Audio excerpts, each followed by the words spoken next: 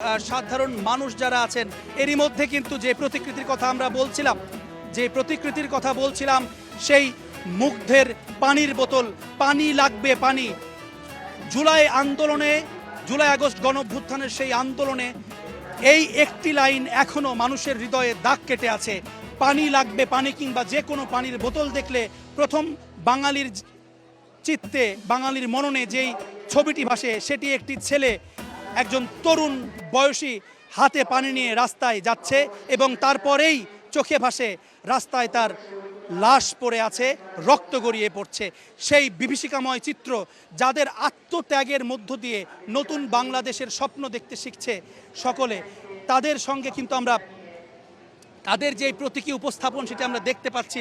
সেই মুগ্ধর বিখ্যাত সেই পানির বোতলটি আমরা বিশাল আকারে এখানে চারুকলার যারা শিক্ষার্থী রয়েছেন তারা বানিয়েছেন এই প্রতিকৃতিতে। এছাড়াও আমরা দেখছি বিভিন্ন যেই ফ্রি প্যালেস্টাইন থেকে শুরু করে স্টপ অ্যানিমাল অ্যাবিউজ, জুলাই গণহত্যার বিচার সহ বিভিন্ন ধরনের ভারতের সঙ্গে সকল অসম চুক্তি বাতিল, বিভিন্ন পাহাড়ে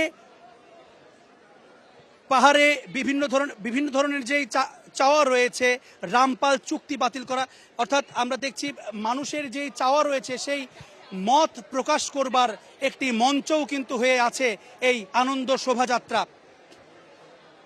অর্থাৎ মানুষের যে যৌক্তিক চাওয়া জনমানুষের, সেটি কিন্তু তারা মন খুলে বলতে পারছেন। এটিই তো স্বাধীনতা, এটিই তো নতুনত্ব। এবং নতুন বছরে এই স্বাধীনতা অক্ষুণ্ণ থাকবে, দেশের গণতন্ত্র অক্ষুণ্ণ থাকবে এবং একই সঙ্গে স্বৈরাচার যেন আর এই দেশে কখনো ফিরে না আসে সেই প্রত্যয় কিন্তু এবারে রাখা হয়েছে, যে কারণে মূলত এবারের আনন্দ শোভাযাত্রার স্লোগান রাখা হয়েছে নববর্ষের ঐকতান, ফ্যাসিবাদের অবসান। এই দুটি লাইন কিন্তু অনেক কিছু বলে দেয়, বাঙালির যেই প্রাণের যেই দাবি সেটি জানান দেয়, বাঙালির যে চাওয়া ভবিষ্যতে যেন আর কখনো দুঃশাসনের ভেতরে কিংবা স্বৈর শাসনের ভেতরে এই দেশ কখনো না যায়, সেটি আসলে সাধারণ মানুষ চান। আমরা আবারও কিছু